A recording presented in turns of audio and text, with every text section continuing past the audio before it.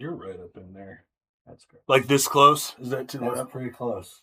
Well, I'm gonna lean forward and talk, so that's probably is that Why do you have to lean forward? because I can't sit still. I can't sit like this the entire time. I can because I can. See, I think that discussions like that should be part of the video, and then we should just be like, "Okay, let's start."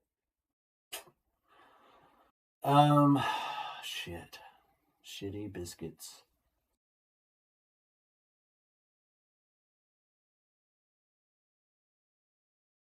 So we're gonna do like a 60-second review of last week. We're gonna skip the fact that I said I'd find one on the 25th and didn't. Or we can talk about it. We can talk about it. All right. You ready? Yeah.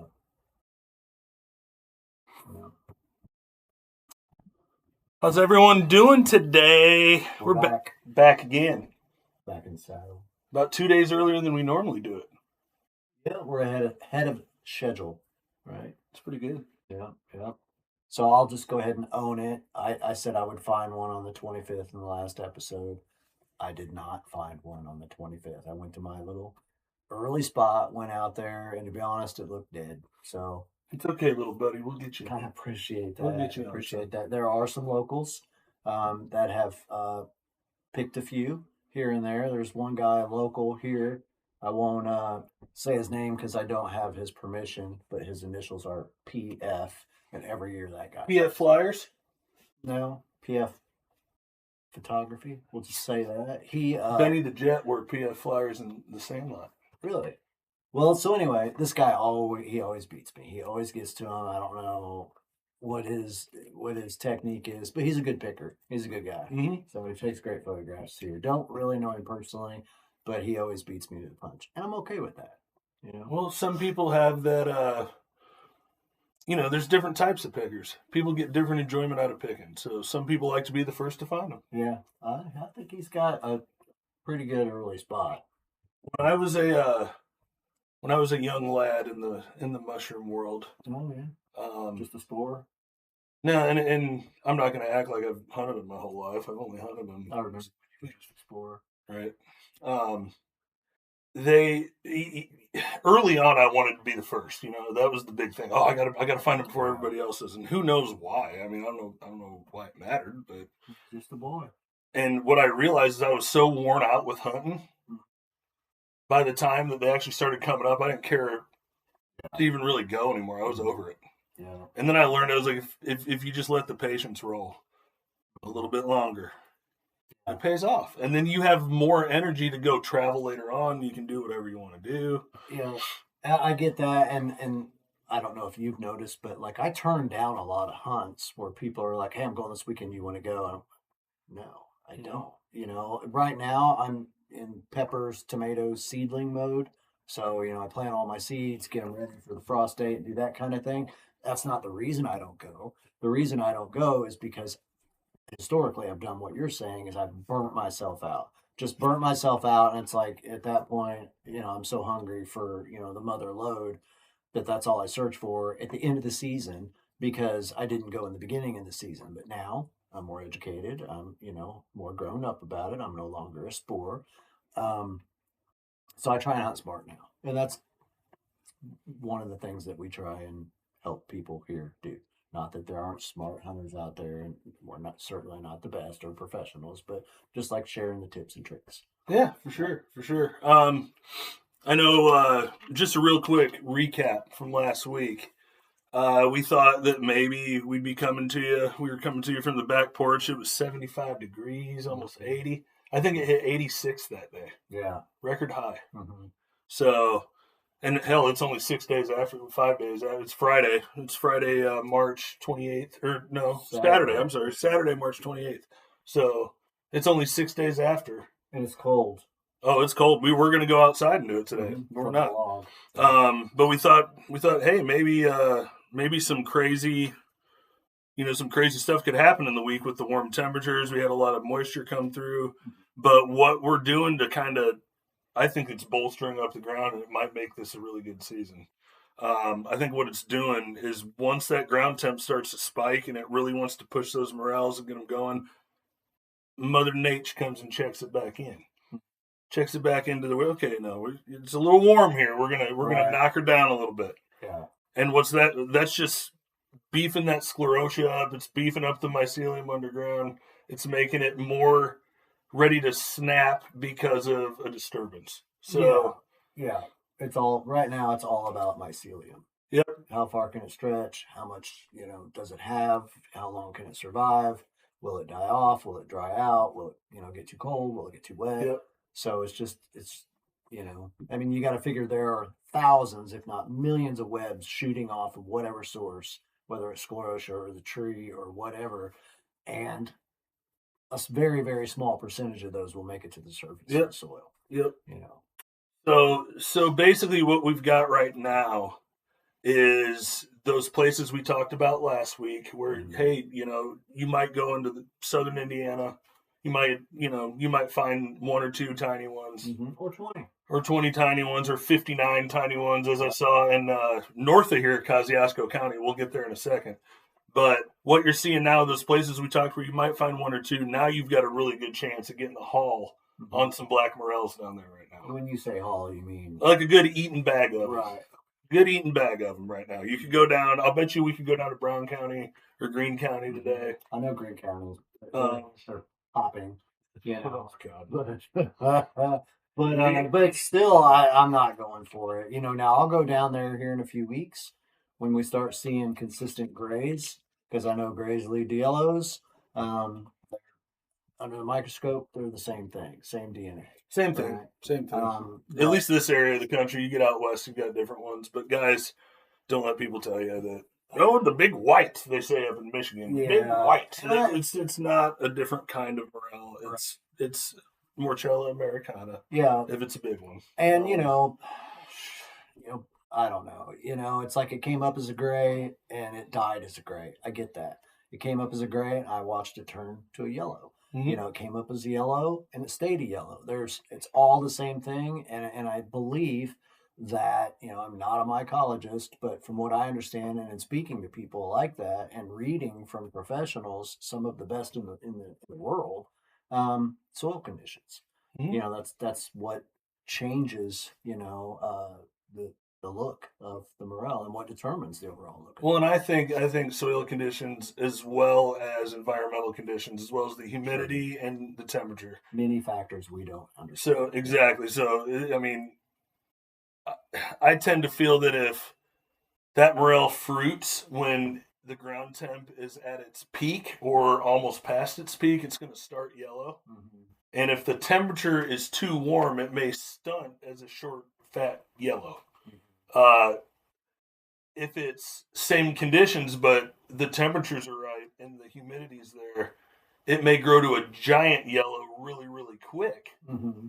Way quicker than it would if it did its life cycle from starting as a gray with cooler weather, working through the 14 days that it can go through and change into a yellow morel. So it just like I said, there's nothing that we can say either way that goes that way. But I don't think that there's DNA that says, and we know there's not DNA that says that there's a gray. No, DNA is the same. Yeah. So between a gray and a yellow is what we're talking about. Yeah. I think, and we've caveated, we've gone off of what we're talking about again, but it. Whoops. That's a major word, guys. Sorry about that. Hit you up, Jeff. Why did you do that? I don't know. Huh. Anyway, going back to the progression. So those spots that there's going to be a couple. Now you can go get a bag of them. Mm-hmm. Central Indiana, Indianapolis area, a gray one's been found. Mm-hmm. You still ain't going to find a lot. I can tell you in my yard, which is a super early spot, nothing. And I've been checking. I've been taking one path in, one path out, so as not to step on Tic Tacs. And that's a full sun spot too, right? Full sun. Yeah. Full sun. So that's a heck of a barometer. Heck of a barometer. That's my earliest of early. Last year, April 2nd, when we got, or April 3rd, might have been a little after. So they could be there now. They could. I looked yesterday. They weren't. Do you fertilize your lawn? No. Good. No, I haven't in a long time. We did grub killer a few years ago, but it was we didn't find morels that year either. So I mean, there's been a couple years where it's been minute. Now there was one year, True Green came out, and my better half had agreed to it. Right. So when you say grub killer, did you use Grub X or did you use Milky Spore? That was Grub X. Okay. Yeah. Because Milky Spore grows. It grows like a web. It's a bacteria that grows under the ground. But hey, who knows? Compete with, our friendly fungus that we like to talk about here. No. What's crazy about it, the one year that True Green came out, the trees weren't dead yet, or weren't nearly. There was only a couple that showed signs of death. The rest of them were normal. There was morels in random spots that year when True Green came out, and I didn't trust it. Subsequent year, there was morels, and they weren't in abundance, but they were clustered like they would be in the woods, like near the tree. That one year that True Green came out, they were kind of everywhere, and I think what it did, that chemical that they put down or whatever, kind of disturbed whatever mycelium. You know what they call that? Huh. Microclimates. Yeah. It's just below the soil at this point. And not to go back, I know we moved on, but the grays and the yellows, my theory is, I know that like if you take, say, a tree and you go in a circle around that trunk, let's say that you had a high-end pH meter that had a soil probe on it, you could go here at one point, say 4 or 5 feet out from the tree trunk, and you might get a pH reading of, say, 5.5. You go 2 or 3 feet over, you may get a pH reading of 7.5, and all the way around the tree, you're going to have all these different pH readings because pH fluctuates all over the place in the soil from one foot to the next. And I think it's just that swing in pH which determines the different things, micronutrients, minerals, things like that. That's what determines the different uptake of the mushroom and overall determines lower the grade. Let's figure it out this year. Okay. Let's test the soil around. I've got the equipment. We can do it. Let's do it. Yep. Have you ever seen anybody do that? No, I just, because, everybody just gets excited to go picking. There's so little science put into it. We're just now really starting to see people sell kits that are successful that you can, for years you've been able to buy morel kits and do it at home. And for years people have failed. We're just now, really, 2026, seeing the first commercially available, fruiting kits that work, Yep. So, and they do work. I just don't have the money to invest in 100 blocks, because that's really what it would take. I'd rather go find them. Yeah, I would too. Honestly, I'd rather figure out how to do it myself, and I've got a pretty good. Yeah, I mean, I've been doing it over years, and each year you get a little closer, and I think I got it figured out this year. So I have been seeing big yellow halls coming out of Tennessee. Yeah, Tennessee seemed like a good year this year. Right near where buddy of ours, Nick, used to live, Cook County area, Putnam County, Tennessee, dead middle of the state pretty much. So big yellows there now. How long before big yellows are here, climate-wise? Historically, historically, a month. That's what I'm saying. But it's Indiana, and tomorrow it could be 80 again. I mean, it was just a few years ago where, it all happened in I think the first week of April, and by the third week of April, it was done. Remember 2013, 2012? Mm-hmm. That year, it was middle of March, and they were done by the second week or the first week of April. Yeah. It was crazy, but that was also that summer where it stayed over 100 the whole summer. Yeah, it was nuts. I think once that mycelium gets to a certain point within maybe the upper 2 inches of the soil surface, once it gets there, I think that it's going to fruit regardless, because I have picked mushrooms in the snow. I've got a couple buddies, one of them who's no longer with us, who used to go up to Michigan, and one year they were picking them under the snow. They could see them popping out of the snow, and there was even some really cool pictures of them underwater. And there was like some frozen edge, of like the cove around this lake they were hunting. So who knows? Dude, we've picked them in the snow in Tennessee before. Yeah. It was wild too because at the campsite there was snow on the ground, but very little. Or actually, no, there wasn't snow on the ground. It was just snowing. Mm-hmm. I walked up probably to 3,800, 4,200 feet elevation, wherever this flat was coming up. Everything was covered in snow, and it was a spot where it was all ash and poplar on a real slope, like slightly sloping hill. Nick knows this spot well, but it was blacks everywhere, and blacks with snow. You could just see them. It just looked like big thumbs coming out, and it was the easiest picking I've ever done in my life. Craziest thing I've ever seen. I wonder does Tennessee still have a lot of ash?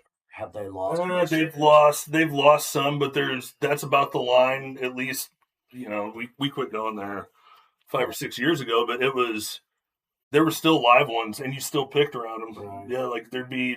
It was almost like sycamores down there, where the ashes would be late, where you get out and in the real shady spots. Yeah. You could go even in Tennessee. Nick would pick them last week of April, first week of May, in the elevation up there, and they'd be fresh, huge grays coming up by these ash trees. I mean, it's hard to find an ash tree that's alive. You're starting to see more though. You are the ones that all the mature ones have killed over and are falling everywhere in the woods. I've seen a couple green ash that are still alive. Yeah. White ash, not so much. White ash, and those were the ones that your 4-wheeler tired, knobby ones that looked like a burnt log. Yeah, a burnt log. Do you remember? Were you at the mushroom festival a couple years ago when? Gosh, it was not where we do it now at the last place, and there was the log in the fire. It was the year you and Laura played cornhole, and there was the log in the fire that burnt in a conspicuous shape the entire time. I do. Do you remember what we called that log? No. Sphincter log. Oh gosh, they're always so nasty.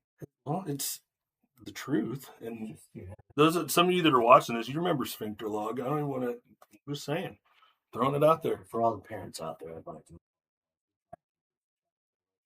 It is. I used the correct term. Hump. Well, there's no hump in a sphincter. There's never. So until we buy a beeper, I'll just go. All right. So, gosh, come on, Allan, get it together. So, but anyway, it was a log that. Yeah. Going back to the content here, though.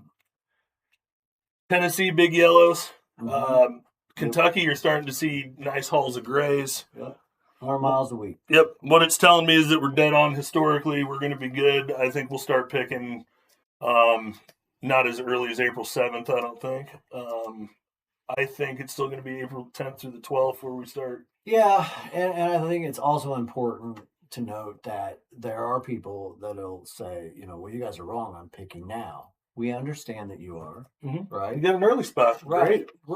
And maybe you don't even know it's an early spot. Or maybe, who knows, maybe it's not an early spot for you.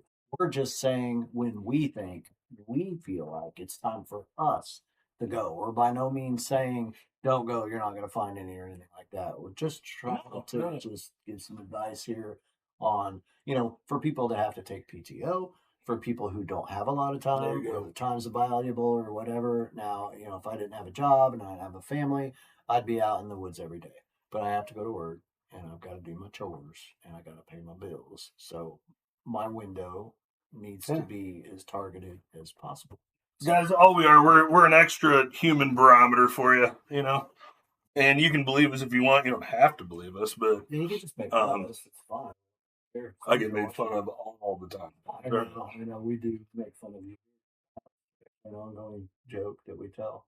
So Yeah. Your son in the backpack. Remember the backpack? oh my gosh, yeah, I do. That's So, guys, one time I found a deadhead in the woods. Right? If you don't know what a deadhead is, um, it's a deer head with antlers on it that rotted out. Um, and my son was maybe 8. Legally obtained, mind you. Mind you, I didn't shoot this deer and cut its head off. This was an old dead one I found. Um, well, I had a backpack with me, and I didn't want to carry this thing because I was mushroom hunting. So I put the head down in my backpack. Well, it still had some brain juice in there, and it leaked out in the backpack, and And it you did didn't get not. rid of the backpack, and you kept the backpack. Yep, and I still used it. I washed it, but the smell never came out. And then along That was comes the my problem. son, what I feel like was years later, who was probably 8, 9. He wasn't 10 years old, and met Allan. And we did some fishing and maybe a few walks in the woods or something. But it was funny because I didn't mention anything. But afterwards, my son was like, "What's up with Allan's backpack?" And for the longest time, because I've known Allan for years, anytime that I mention, I'm going to go, Allan and I are going to go run this route, or Allan and I are going to go fishing here, we're going to camp in there, or whatever, he would always ask me about the backpack. He'd never ask me about, well, how's Allan doing? Or what's going on with Allan? It was always, does he still have that backpack? Yeah. You know? And now he's 18, about to turn 19, and he still jokes about your backpack. So It's a core memory. it's it's a fun memory, yeah, and It's core, dude. and That's like over 10 years. yeah, You gotta it remember made that. quite the impression. Yeah, he'll never forget it. I'll never That forget it. memory will be, coming out of his mouth long I after we're still remember gone. that fishing trip was amazing too because he nailed that steelhead. That was a fish of a lifetime. Yeah, we fished that all that day, that whole day. Mhm. Nothing, and boom. Yeah, and folks, Started zinging. we paid a guide, so we were on a charter fish, and we were on the river up in Michigan, and there's I think there were 5 or 6 of us, and I brought my son, and this was January, and everybody had paid, and one fish got hooked, and it just about brought me I to grabbed it at tears. the end of the day. I was like, Well, oh god. what was really special for me, and especially for my son, was that all the adults on that boat were like, "This is the boy's fish." Oh yeah. This is his fish, and everybody had paid several $100s to be on this setup, and they were okay with my son getting to catch this fish. That was Oh yeah. awesome. And one of the guys one of our subscribers, Brad from Bucks Ruts Gobbles and Struts. You guys are awesome, by the way. Yeah, thank you. Too, because I know your kid likes to fish with you and stuff all the time. Every adult on that boat automatically, like, there was no like, oh, who's gonna get it? Right. Like everybody's head went right there, and I think as an outdoorsman and a parent of an outdoorsman, you just know there's like, oh, that's got to be the kid's And it fish. was a monster. Oh, dude, that steelhead was almost 40 inches and it was 17 pounds. Yeah. Like, that was a absolute tank of a fish. Yeah. The whole time. And he's nobody just was- cranking on yeah. it. I can't do it. And everybody's like, yes, you can. Nobody's paying attention, and I'm looking out the back of the boat, and I see that rod just whoop. And I looked around, and nobody saw it. And I said, "We got a fish!" And instantly, he was like, "Sam, get it!" Like, I think I picked it up, so it got pinned, and then he nailed it. But yeah, massive Skamania steelhead. It was a summer run that was beefing up in there because we were fishing late fall. It was November. No, it was January. No, it wasn't. Because it was weird that it snowed, remember? And you stayed in my camper in my cousin's yard. It was weird that it snowed because it was so early. It was November, and that fish was fattening up. Mm-hmm. It was getting ready to go. But yeah, what a great memory. That was so cool. Yeah. But yeah, and I had the backpack, I think. Yeah. Yeah, that's where he smelled it. That's where I think he smelled it. Yeah. He told me, he's like, God, his backpack smelled bad. I think if you ever start a band, it should be called Allan's Backpack. The band is called Rigamortis Brontosaurus. Well, maybe if you ever start a solo gig or something, you could call it Allan's Backpack. Yeah, I could do that. Yeah. Okay. One thing that I want to touch on too, because we said we were going to spill some beans on stuff. Mm-hmm. I'm not spilling those beans publicly. I talked him out of it. Yeah, a few people talked me out of it, and it was. I talked myself out of it before other people talked me out of it. I wasn't gonna go deep into it. I was gonna kind of touch on it, but I'm not even gonna go there. What I am gonna do is talk about if you want to get a haul right now, and you're in these areas we've spoken of. You got to remember that areas that heat up faster are going to be your only places that you really want to look. You don't want to waste time in your deep dark hollers. You don't want to go. Yeah. You want to go to those spots that are up on top of a ridge, getting hit with southeast sun, and you just know that the ground's going to be warmer there. But just because it's in the sun doesn't mean there's going to be a morel there. Hence the lots of walking going on right now. Right. But stick to the sunny spots. Stick to where there's rocks. Stick to where you have side of the road finds for blacks this time of year. A lot of the pictures that you see. Dude, you see gravel. They're coming out of the gravel. And I know a lot of them are, the side of the road or that kind of thing. You don't normally see gravel in the woods on a trail. And you know where the weird limestone is? Like in between the road and where the woods start? That is where I've got a spot, Morgan Monroe State Forest, where it's been years, but yeah, what the heck? Yeah, must have been. But anyway, yeah.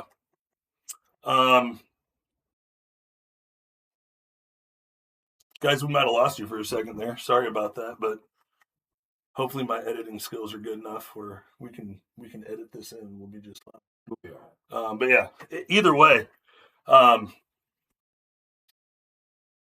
you'll look weird walking roads in a state forest.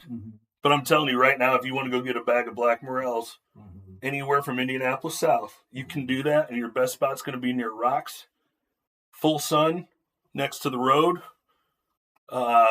moss. What's some other early ones with black morels? I don't know. I do a lot of points that are getting out, in the sun, the south facing, anything that's getting that exposure. And there's certain areas too, just due to the topography, of the ground where warm air moves. I mean, you may have a creek, you may have, a lot of times you drive into a valley or something like that, you see that fog. That fog is there.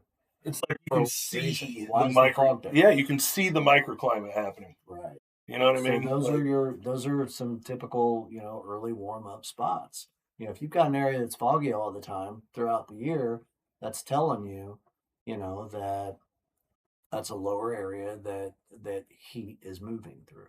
So you can use that, during the mushroom season.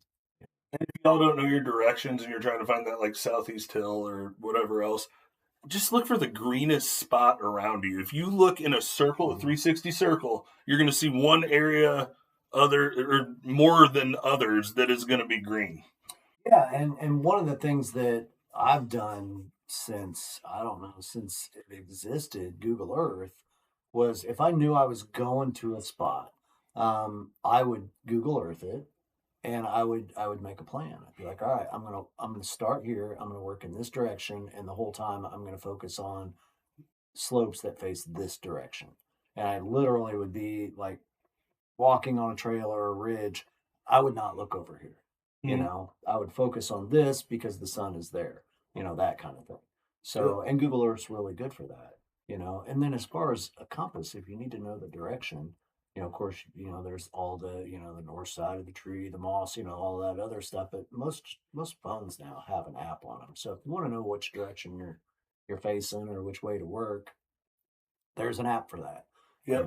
So also property wise, guys, this time of year, if you're not sure if you're on private property or not, OnX is a great app to have because you can see who owns it. You can see if it's an easement. You can see if it's private by a business. A lot of places are owned by banks. So, it's like, well, you could probably call the bank and get permission to hunt it, which is huge because you don't want to trespass. If it becomes a situation where, it's a standoff with you and the landowner, you're at fault. And nowadays, guys, let's be real. What kind of world are we living in right now? you don't know what people are going to do. Right. Well, let's say DNR gets called. DNR comes, right? I don't know what the law is exactly, but I've heard of lots of people being held by a landowner. DNR comes, and it usually ends up with you forfeiting your mushrooms to the landowner. So my point is, stay on property that you have permission to hunt. And there's plenty of property out there. There really is. Just get online, go to a state park, There's tons. Go out to a farm. Go to a city park. If you live in the city, go walk that little tiny woods that nobody, would even think. Yeah, some of the best hauls that I've seen have been right under other people's noses. Yeah. Oh yeah. So. Middle of the city, stick near water. You're gonna find mushrooms just if you have the right trees around. Yeah. So yeah, I mean, gosh, Jeff, we've already had a great episode here. We're already at the end of the day. Really? Look at the time. 31 minutes already, bud. Wow. So hey guys, start gearing up. Start getting all your stuff ready. Get your backpack filled up like we talked about. Your backpack, or do you have a new Not one? my backpack. I still use it. I'll bring it on next week's episode. So then next week will be outdoors because the thing's not coming to my house. It doesn't smell anymore. It has its own microclimate. It doesn't smell. I promise. I want to believe but yeah, get your stuff ready. Get your stuff in your bag.